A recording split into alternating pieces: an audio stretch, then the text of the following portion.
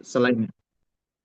Nah, maka toharoh yang bersifatnya nampak atau lahiriah ini cara bersuci darinya adalah dengan menghilangkan zat najisnya.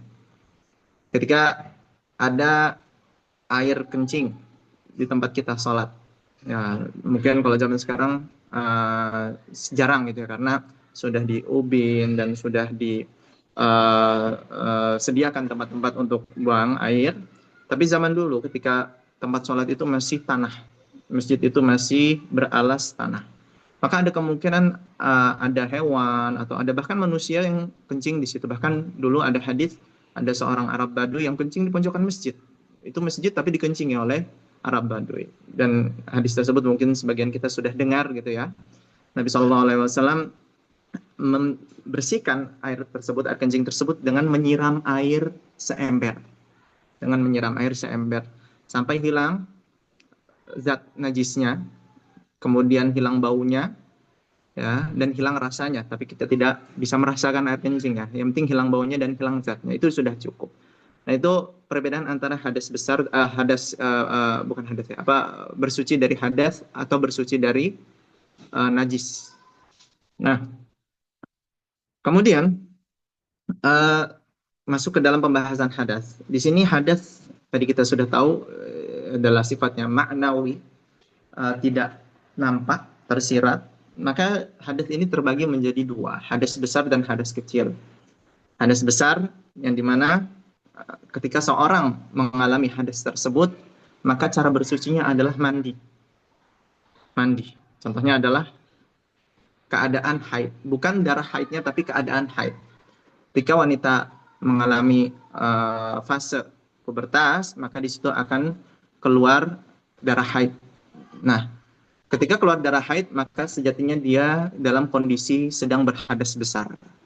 Nah, bagaimana cara bersucinya? Cara bersucinya adalah ketika hadas tersebut atau haid tersebut sudah berhenti, sudah suci, maka bersucinya adalah dengan mandi besar.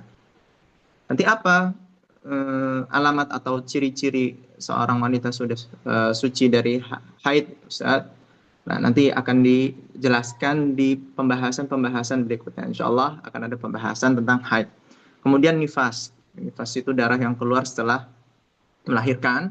Maka setelah 40 hari secara mayoritasnya ya berhenti haid, darah nifas ini, maka cara bersucinya adalah dengan mandi besar. Begitu juga keluar mani bagi laki-laki di mimpi basah, ya, atau hubungan suami istri. Nah, di hubungan suami istri ini yang menjadikan ia berhadas besar itu bukan keluarnya, tapi ketika, mohon maaf ya, kemaluan laki-laki sudah menempel di kemaluan perempuan, maka itu sudah berhadas besar walaupun tidak keluar mani. Maka bersucinya adalah dengan mandi. Kemudian ada hadas kecil. Nah, hadas kecil ini yang dimana cara bersucinya adalah dengan berwudu. Ketika orang mengalami keadaan hadas kecil, maka dia harus berwudu. Dan wudu kita sudah tahu, dan itu sudah kita praktekkan sejak kecil. Alhamdulillah di negara kita banyak sekali yang membuka tempat pembelajaran Al-Quran, tempat pelajaran agama yang di dalamnya ada pembelajaran tata cara berwudu dan tata cara sholat. Jadi minimal kita sudah tahu ya, kecuali memang dia yang mu'alaf. Mungkin mu'alaf pun dia tahu ketika mempunyai teman muslim yang dimana temannya sholat. Nah, jadi berwudu kita sudah tahu ya. Dan itu contoh hadas kecil, ada kentut, buang air besar, dan buang air kecil. Nah, ini semua adalah macam-macam hadas. Yang tadi kalau kita logikakan, yang keluar adalah angin, tapi kenapa kita harus berwudu? Nah, ini adalah hadas kecil. Maka konsekuensinya ketika hadas kecil itu harus sesuai dengan tuntunan Nabi SAW, maka sahnya bersuci dari hadas kecil ini adalah dengan menghadirkan niat setiap mau bersuci. Jadi ketika kita ingin berwudu, kita harus menghadirkan niat. Niat itu letaknya di dalam hati ya. Begitu juga ketika kita ingin mandi, maka kita harus menghadirkan niat. Nah, eh, semua yang berkaitan tentang hadas besar dan hadas kecil, ini alat penyucinya adalah air. Oh ya. Alat pensucinya adalah air. Ketika mandi kita harus menggunakan air. Ketika wudhu kita harus menggunakan air dan itu adalah alat penyuci paling utama. Jikalau tidak menggunakan air maka bersuci kita tidak sah. Bersuci kita tidak sah. Nah, nanti ada hukumnya bagaimana Ustaz kalau tidak ada air sama sekali. Kita sudah cari ke sana kemari ternyata tidak ada.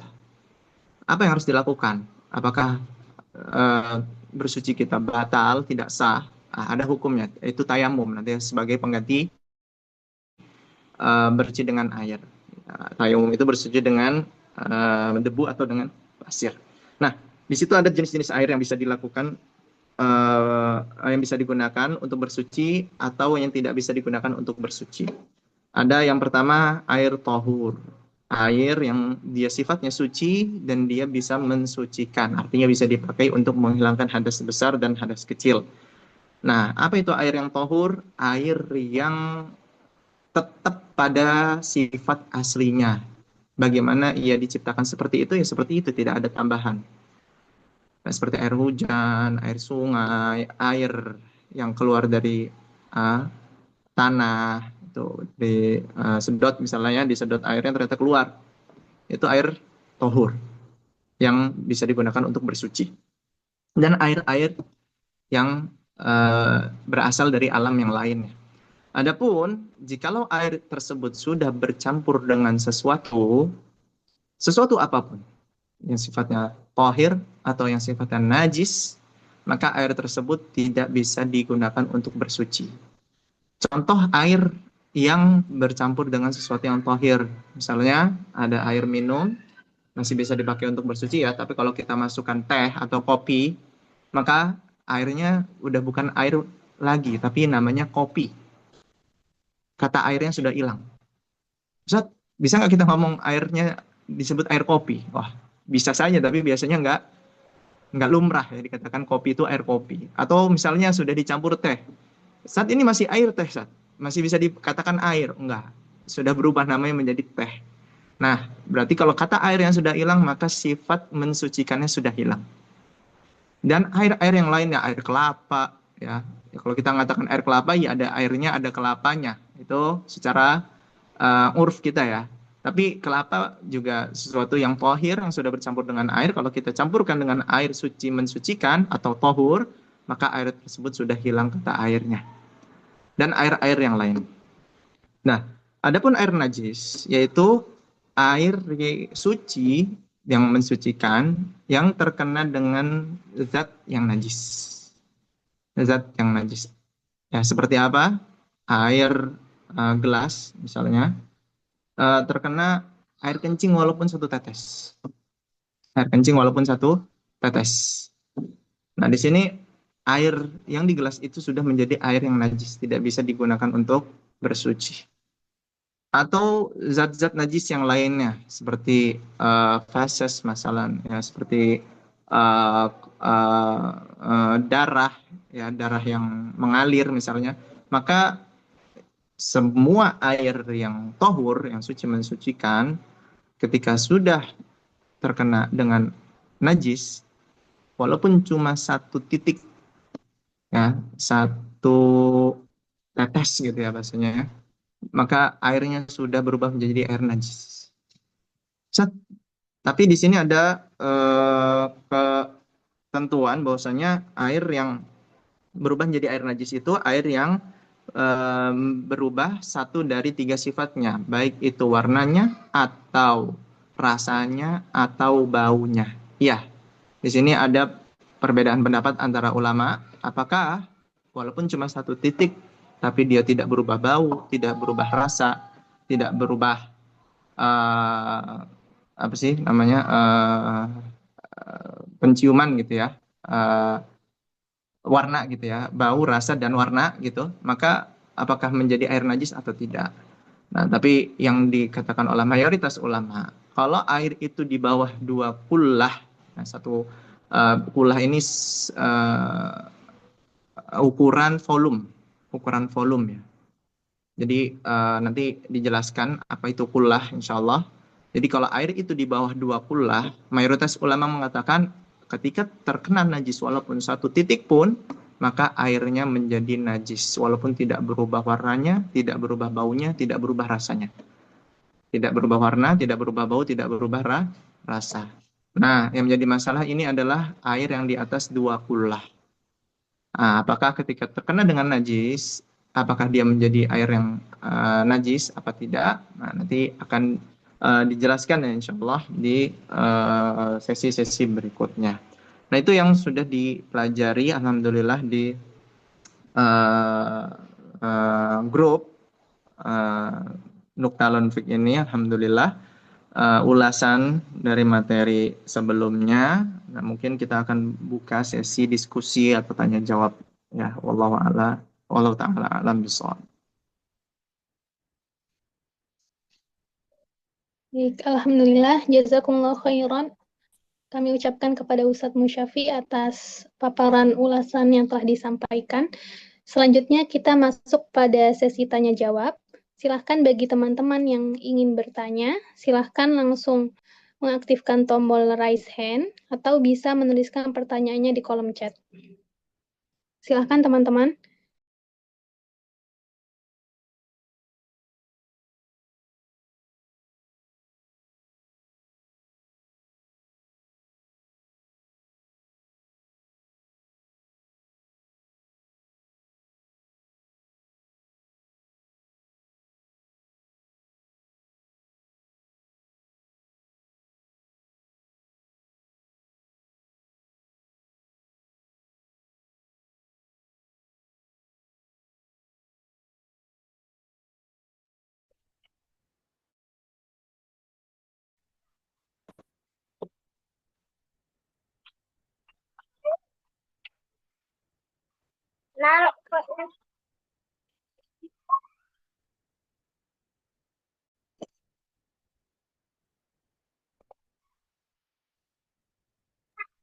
Baik, Ibu Dayang Fitria.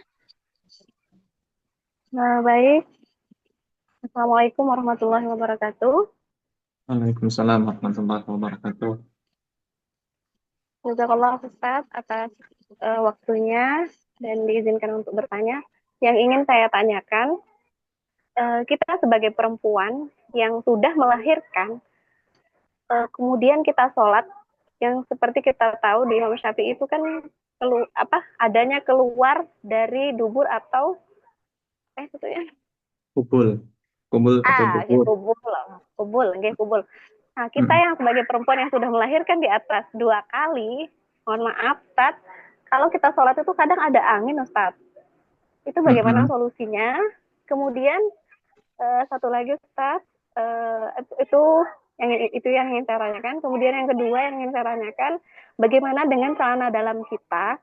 Apakah walaupun kita sudah yakin itu bersih, kita pakai untuk sholat gitu, Ustaz? Apakah haruskah kita, walaupun kita memakainya sebentar celana dalam itu, haruskah kita lepas atau bagaimana, Ustaz? Kita menggunakan sholat. Jazakallah, Ustaz. Ya, untuk angin ini keluarnya dari dubur atau dari kubul? Kubul. Dari kubul. Oh ya. Yeah. Untuk angin sebenarnya ini perkara yang disepakati ya. Kalau misalnya dia keluar dari dubur, maka itu merupakan angin yang biasa keluar ya, atau bahasanya kita kentut. Maka ketika kita merasakan dan kita yakin bahwasanya itu keluar, maka kentut ini membatalkan wudhu. Jikalau wudhunya batal dan kita sedang sholat, maka sholatnya menjadi batal. Nah, adapun yang keluar dari kubul atau kemaluan depan ini, mohon maaf ya, apakah itu merupakan angin yang bisa membatalkan wudhu atau bersuci lainnya? Nah, wallahu alam, kalau yang Anda ketahui ya, angin yang keluar dari kubul itu bukan termasuk yang membatalkan wudhu. Walaupun memang beberapa ulama mengatakan bahwasanya apapun yang keluar dari 2 lubang kemaluan maka sejatinya ia bisa membatalkan taharah, bisa membatalkan di sini wudhu ya, lebih tepatnya, lebih khususnya. seperti misalnya ada cacing ya keluar dari dua lubang kemaluan atau bahkan batu sekalipun, maka wudunya batal. Tapi yang rajih, yang keluar dari dua lubang kemaluan ini yang normal. Artinya yang dari lubang depan itu ya hanya air kencing, air mani bagi laki-laki, air wadi gitu ya, atau air madhi. Dan yang dari perempuan air kencing dan darah haid dan darah nifas. Darah nifas. Adapun darah istihadhah, maka itu sebenarnya tidak membatalkan wudhu, karena darah istihadhah adalah darah dari pembuluh darah yang ada di badan, dan khususnya di sini di kemaluan. Adapun angin tidak. Nah, ada perkara yang perlu diperhatikan di sini tentang angin ya, atau buang angin yang normal, yaitu dari dubur, dari belakang. Nah, di sini harus dipastikan bahwasanya angin itu benar-benar keluar dan bukan termasuk ke dalam keadaan was-was. Karena kita mendapati beberapa saudara-saudara kita kaum muslimin itu diuji dengan penyakit was-was ini, yang dimana ia merasa kok ada yang keluar sedangkan dia sedang melaksanakan ibadah, baik itu bersuci, wudhu atau mandi, atau sholat, bahkan tawaf di dalam haji atau umrah. Maka di sini ada sebuah kaidah yang Nabi SAW kabari kepada sahabat yang waktu itu bertanya. Keadaan sahabat waktu itu, dia merasakan kok ada yang keluar dari perutnya gitu ya, angin gitu. Maka apa yang harus dilakukan? Beliau bertanya kepada Rasulullah, kata Rasulullah apa? La yansarif hatta yasma'a sautan aw yajida rihan. Jangan batalin sholatnya, jangan pergi dari sholatnya, dari ibadahnya, tetap melakukan ibadah sampai ia benar-benar yakin mendengar bunyi atau mencium bau. Mendengar bunyi atau mencium bau. Ustaz, tapi kadang ada kentut yang nggak bau, Ustaz. Ya kalau misalnya kita yakin itu kentut, maka batal. Yang menjadi masalah ini was-was. Keluar apa enggak, maka asalnya tidak keluar. Kalau kita iyakan, oh ini keluar, maka kita sudah masuk ke dalam waswasatu syaitan. Itu adalah was-was yang hembuskan kepada manusia dari syaitan. Maka kita berlindung pada Allah Subhanahu wa taala dari waswas syaitan, min syarril waswasil khannas, di dalam surat An-Nas. Dan itu salah satu waswas. Maka harus ditepis ya, bahkan dicontohkan ya, kita meludah 3 kali ke sebelah kiri. Jadi ludahnya ludah yang kecil saja, tidak yang besar ya, apalagi dengan dahak gitu, enggak. Ya, meludah yang kecil 3 kali untuk menghilangkan waswas syaitan. Nah, ini yang perlu ditekankan. Untuk pertanyaan Ibu tadi yang apakah ada keluar angin dari kemaluan depan, apakah itu membatalkan taharah, khususnya di sini wudu, maka tidak. Karena mayoritas ulama mengatakan yang membatalkan itu adalah yang keluar dari 2 lubang yang normal keluarnya. Ya, kalau kayak ulet, cacing, batu itu kan nggak normal, jadi itu tidak membatalkan. Adapun yang normal tadi seperti air kencing ya dari kemaluan depan, dan air mani untuk laki-laki, wadhi, madi, terus madi, kemudian untuk perempuan air kencing, darah haid, darah nifas, maka itu yang normal. Adapun dari jalur belakang, maka biasanya adalah angin dan feses gitu ya. Wallahu a'lam. Untuk pertanyaan kedua, berkaitan tadi tentang kaidah was-was ya. Bagaimana dengan celana dalam yang digunakan? Ya, kita sudah yakin itu bersih atau suci. Maka ya asalnya sudah bersih atau suci sampai kita yakin bahwasanya ada yang keluar, dan yang keluar itu sesuatu yang normal. Kalau misalnya dia air kencing, kita merasakan yang keluar adalah air kencing. Ya, bukan karena was-was. Ingat, was-was ini penyakit syaitan, Bu. Ya, penyakit syaitan. Jadi kita harus berlindung darinya dan jangan kita ikuti. Walaupun kita merasa, oh ini benar nih kayaknya nih. Kayak kalau masih ada kata kayaknya dan kita di dalam ibadah, sudah lanjutkan saja ibadahnya sambil diludahkan ke kiri 3 kali. Dah ketika sudah selesai sholatnya, insya Allah Allah terima sholatnya. Allah terima sholatnya. Jadi jangan diikuti waswas syaitan ini. Karena kita lihat ujian ini terjadi beberapa kawan kita, kaum muslimin, ketika ingin sholat, Allahu Akbar, batal lagi. Serasa ya kentut, wudhu lagi. Ketika wudhu, oh kayak ada yang keluar, ulangi lagi wudhunya sampai sholatnya selesai, imamnya selesai, dia belum selesai wudhu. Kasihan sekali, dia tidak mendapatkan kekhusyuan dalam ibadah, ketenangan dalam ibadah. Maka caranya kata ulama, udah jangan diikuti, jangan dilirik waswas syaitan ini, karena ketika kita ngikuti walaupun sekali, nanti kita akan terus dihantui oleh waswas syaitan ini. Wallahu a'lam.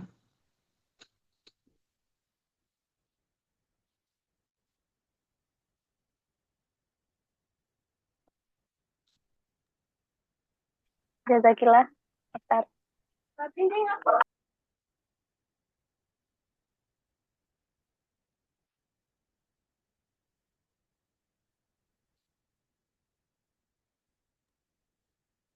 Baik, terima kasih jazakumullah khairan Ustadz atas jawabannya. Untuk peserta lain yang ingin bertanya, dipersilahkan.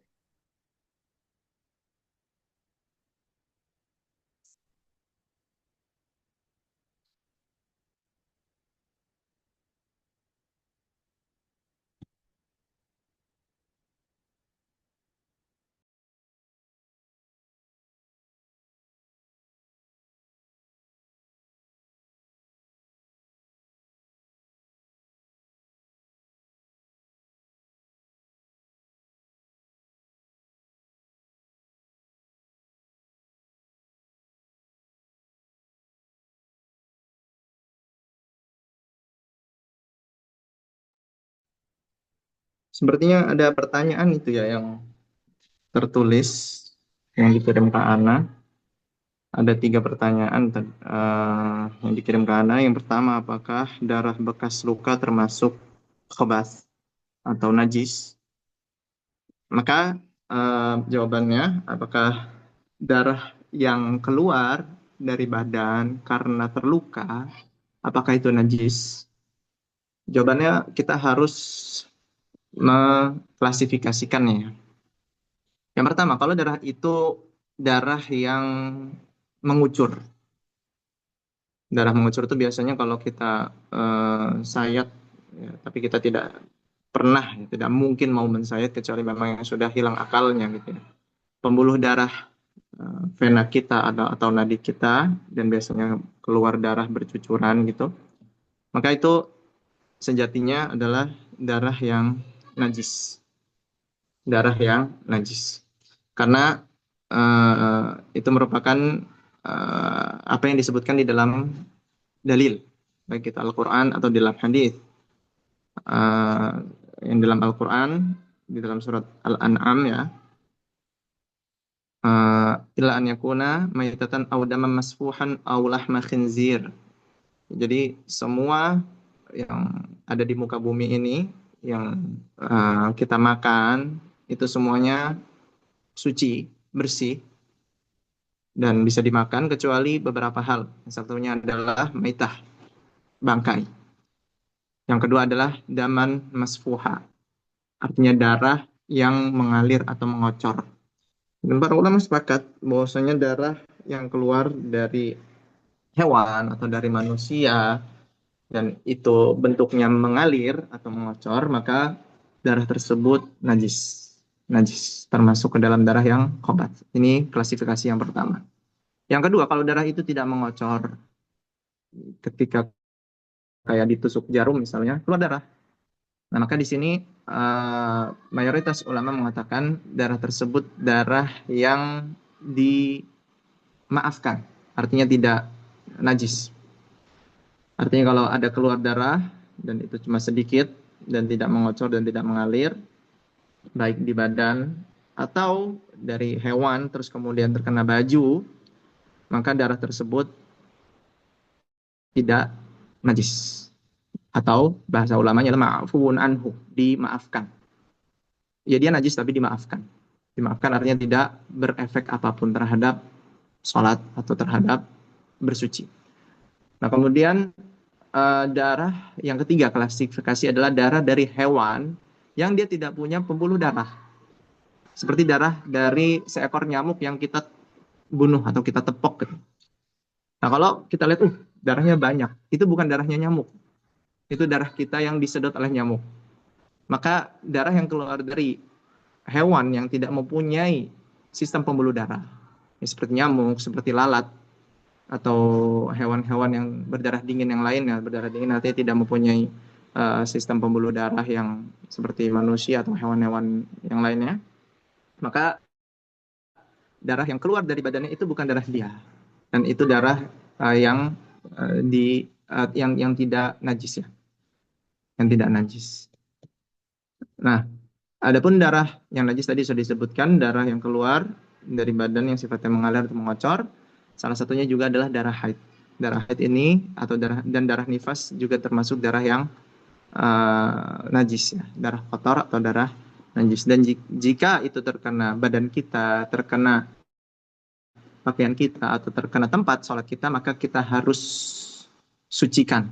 Nah, adapun di badan, ya kita sucikan dengan air sampai hilang zat najisnya, darahnya sampai hilang. Kalau itu di baju, maka harus dicuci. Dan definisi mencuci itu bukan dipercikan air saja, tapi dibasahkan dengan air, artinya disiram, kemudian diperas.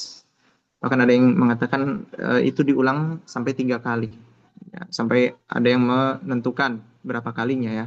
Nah, tapi yang rajih, yang benar ya sampai hilang saja, tidak harus 3 kali. Misalnya 2 kali perasan sudah hilang, maka sudah suci.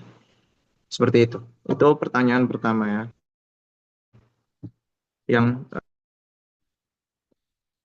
adapun pertanyaan berikutnya, kalau misalnya memang ada pertanyaan dari yang lain, silahkan sebelum Anda sebutkan pertanyaan kedua.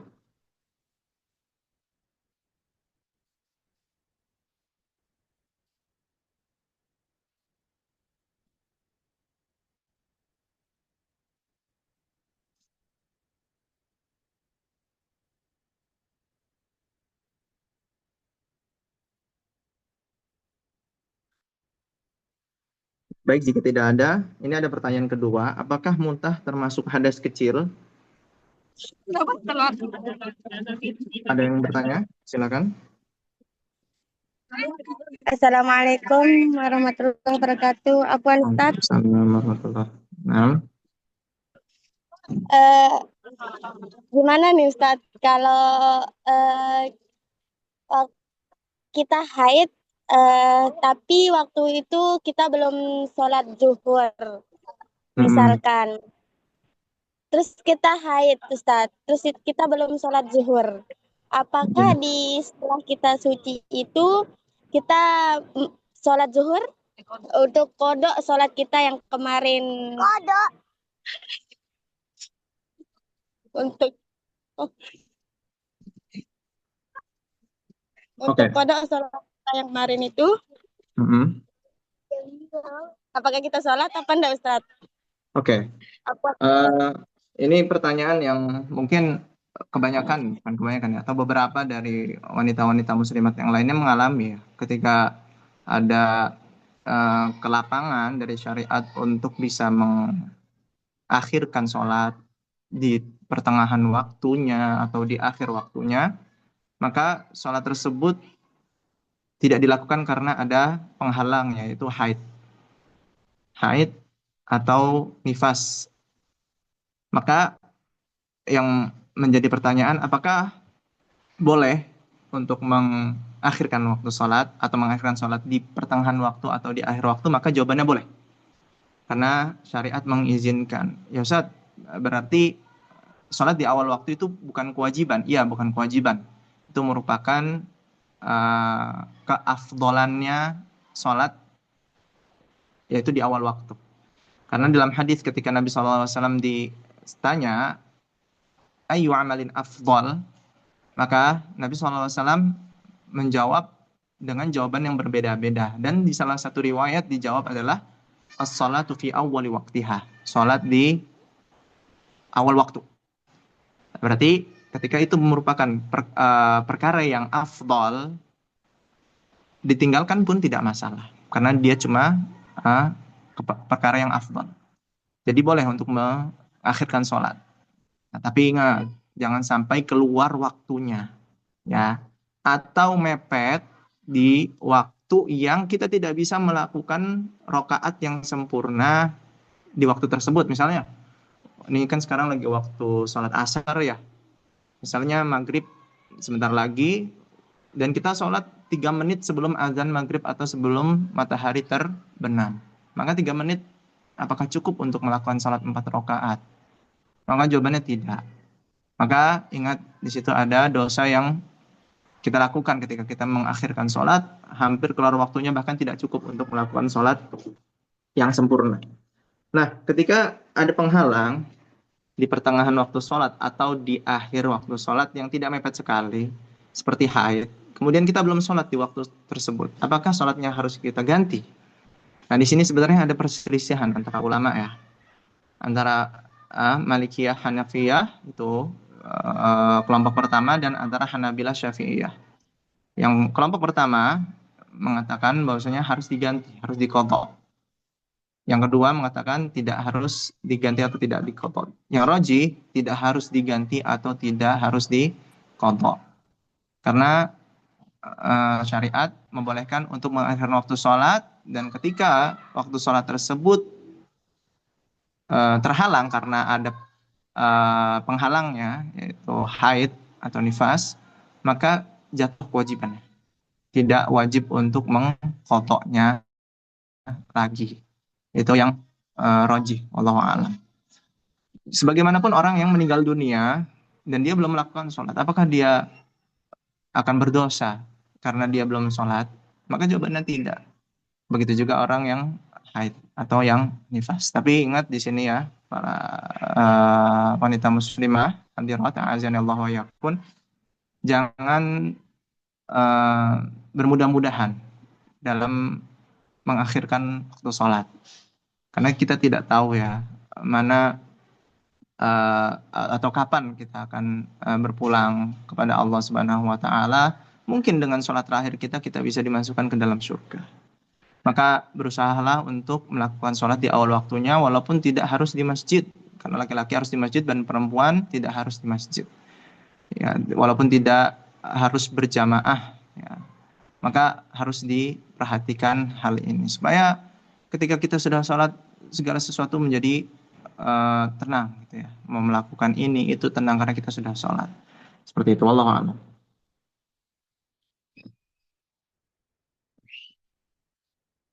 Oke, langsung ke pertanyaan kedua. Ini ada pertanyaan, apakah muntah termasuk hadas kecil? Muntah, apakah ia termasuk hadas kecil yang bisa membatalkan sholat atau membatalkan wudhu atau tidak? Maka jawabannya, muntah itu perkara yang manusiawi, apalagi jikalau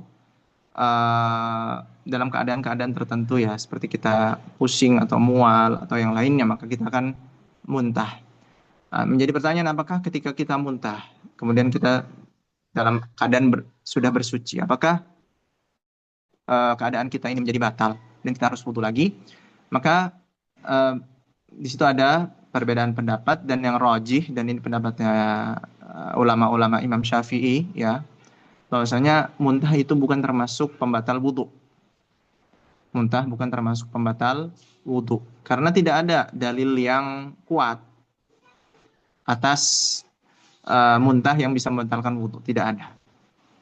Nah, yang menjadi pertanyaan kedua, kalau dia bukan pembatal wudhu, dia bukan hadas, apakah muntah secara zatnya itu najis? Maka jawabannya tadi, muntah itu juga najis karena ia dikiaskan atau dianalogikan sebagai sesuatu yang menyerupai kotoran manusia.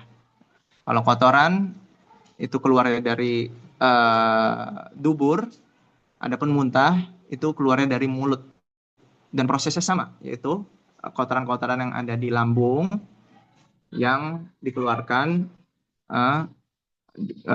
oleh lambung ya, Kalau misalnya kotoran manusia itu dari tempat yang normal dikeluarkannya, adapun muntah itu dari yang tempat yang tidak biasanya atau tidak normal.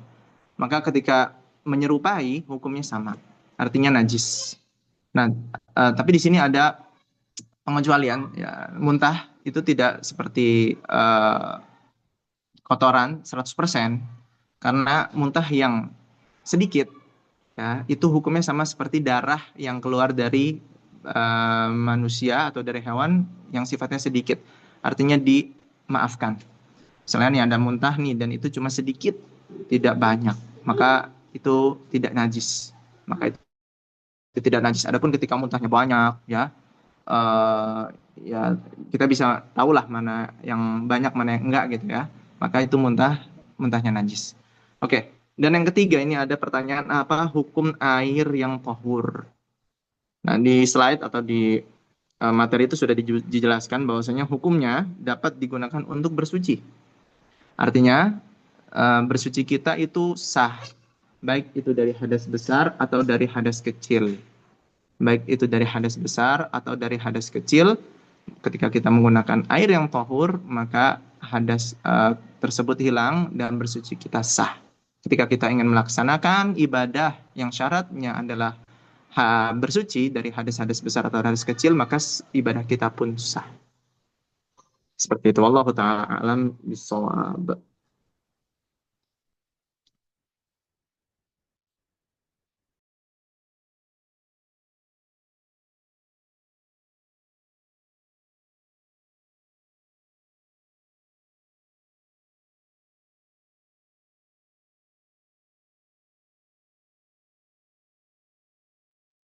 Baik, jazakumullah khairan Ustaz atas jawabannya. Untuk peserta lainnya, apakah ada pertanyaan lagi?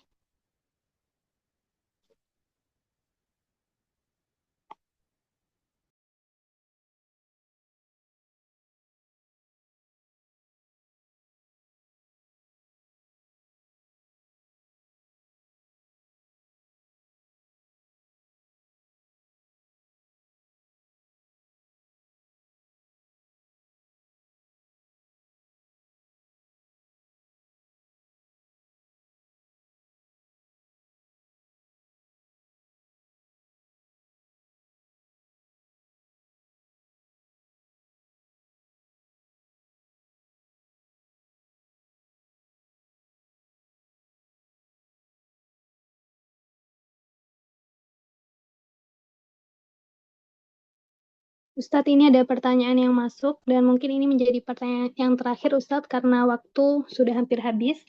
Yang pertama, bagaimana dengan keputihan Ustadz, apakah membatalkan toharoh? Dan yang kedua, bagaimana dengan bekas darah yang sudah dicuci namun bekasnya tidak hilang? Terima kasih Ustadz. Oke, baik. Untuk keputihan itu kan merupakan apa sih, cairan ya, cairan yang keluar dari kemaluan perempuan yang sifatnya itu biasanya keluar karena hal-hal tertentu ya, hal-hal tertentu seperti kecapean atau ya intinya apa sih bahasanya,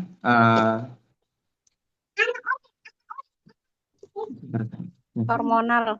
ya hormonal atau biologis ya, maksudnya fase atau fenomena biologis perempuan.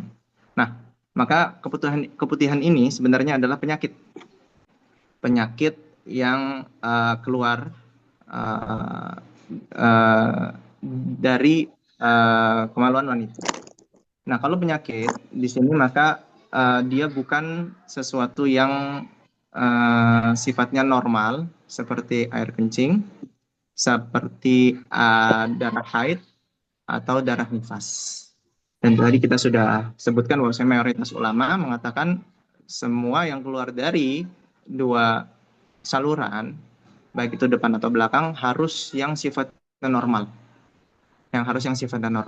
Ya seperti darah haid normal, nifas normal, air kencing normal. Tapi darah istihadah seperti darah penyakit gitu ya, apakah itu termasuk sesuatu yang normal? Maka tidak.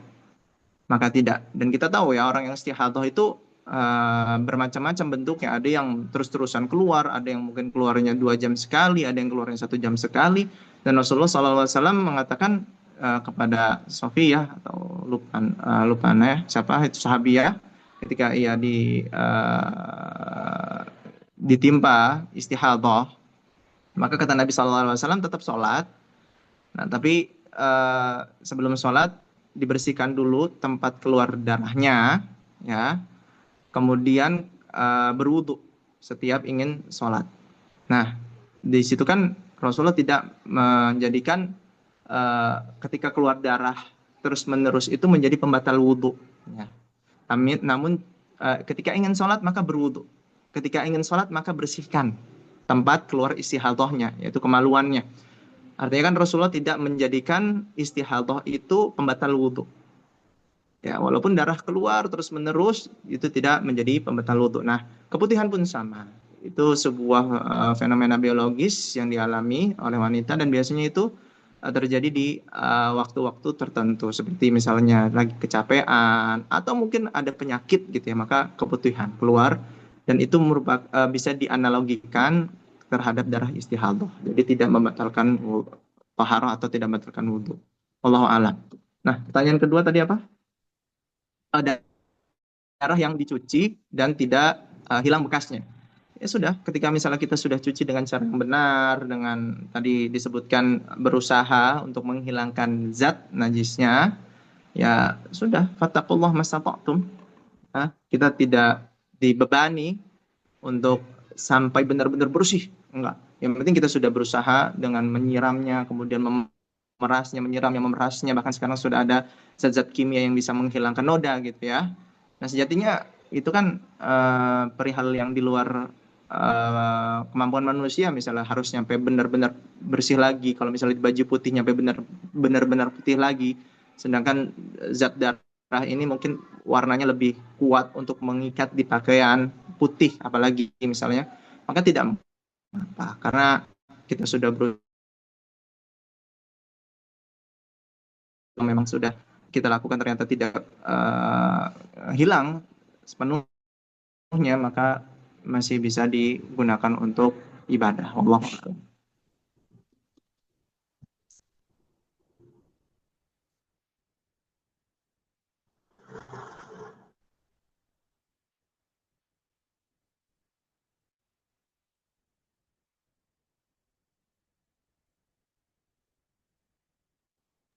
Baik, Ustadz, jazakumullah khairan atas jawabannya.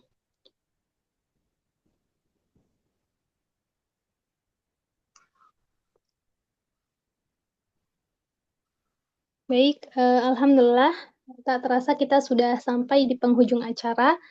Kami ucapkan jazakumullah khairan katsira kepada Ustadz Musyafi Usman, BAMH, atas ilmu serta jawaban-jawabannya yang insya Allah bermanfaat bagi kami semua.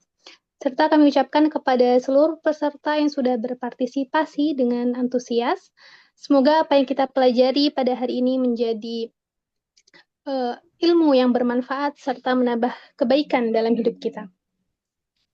Baik, mari kita tutup forum ini dengan membaca hamdalah alhamdulillahirabbil alamin, subhanakallahumma bihamdika asyhadu an la ilaha illa anta astaghfiruka wa atubu ilaik. Tanpa mengurangi rasa hormat, kami persilahkan Ustadz Musyafi Usman untuk meninggalkan ruang Zoom. Oke, jazakumullah khairan. Terima kasih sudah mau meluangkan waktunya. Nah, pamit dulu. Assalamualaikum.